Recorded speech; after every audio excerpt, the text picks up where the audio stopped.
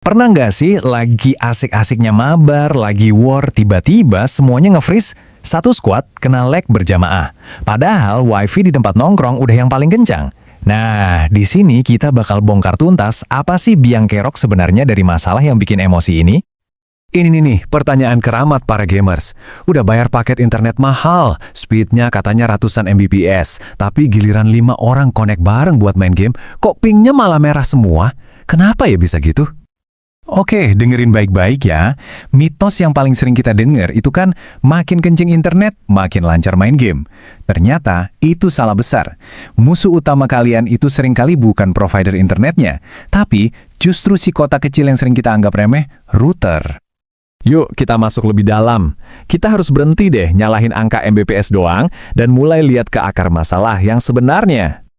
Jadi gini logikanya, kecepatan internet itu ibarat lebar jalan tol. 100 Mbps itu artinya jalan tolnya super lebar, muat banyak mobil. Tapi data game itu bukan mobil gede yang lewat sekali-sekali. Data game itu ibarat rombongan motor kecil yang super banyak, yang butuh keluar masuk gerbang tol dengan cepat dan teratur banget. Nah, yang ngatur lalu lintas motor-motor ini siapa? Ya si router. Kalau polisinya alias routernya kewalahan, ya udah macet total. Dan inilah dia tersangka utamanya, router bawaan, yang gratisan dari provider internet. Kenapa dia gampang banget pusing? Coba kita lihat cara kerjanya. Nah, analogi ini pas banget. Data game itu bukan kayak ngirim satu file besar, tapi rentetan tembakan data yang kecil-kecil, tapi non-stop. Setiap kamu gerak sedikit, nembak sekali, itu semua ngirim peluru data ke server. Ratatatatat.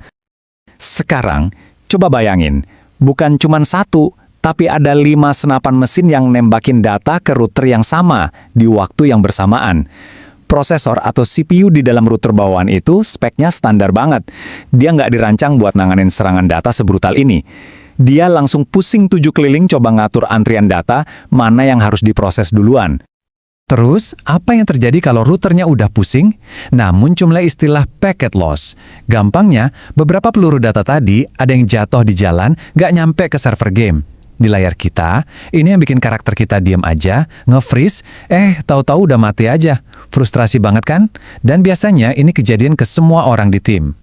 Nih, dari pengalaman banyak orang, ada semacam patokan gak resminya. Kalau main sendirian atau berdua, biasanya sih aman, ping ijo. Begitu masuk orang ketiga, routernya mulai kerja keras, ping kadang jadi kuning. Tapi, begitu ada pemain keempat dan kelima, wah, selamat datang di zona bahaya. Risiko lag parah itu tinggi banget. Oke, masalahnya nggak berhenti di situ. Ada lagi skenario yang lebih nyebelin. Di mana masalahnya bukan cuma dari router, tapi bisa juga dari salah satu teman mabar kalian sendiri. Coba deh bayangin, kalian lagi war penentuan, butuh koneksi yang stabil banget.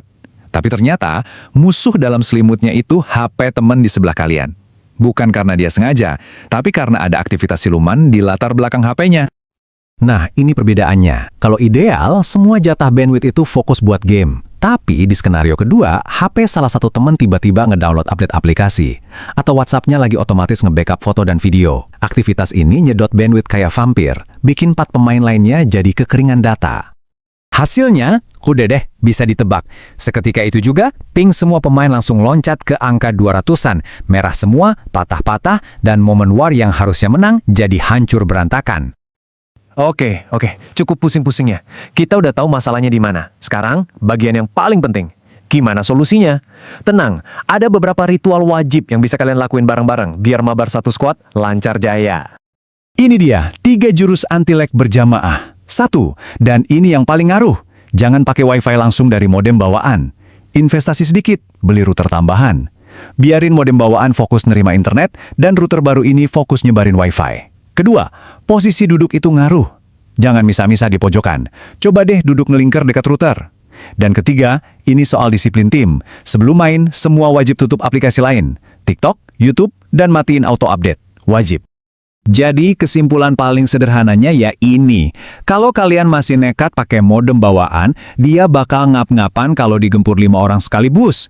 Ingat ya, batas amannya itu paling di 2-3 orang aja. Nah, setelah tahu semua ini, pertanyaannya balik lagi ke kalian dan skuad kalian. Informasi ini jangan cuma didengerin, tapi diterapin. Apa langkah pertama yang bakal kalian lakuin sebelum mabar berikutnya?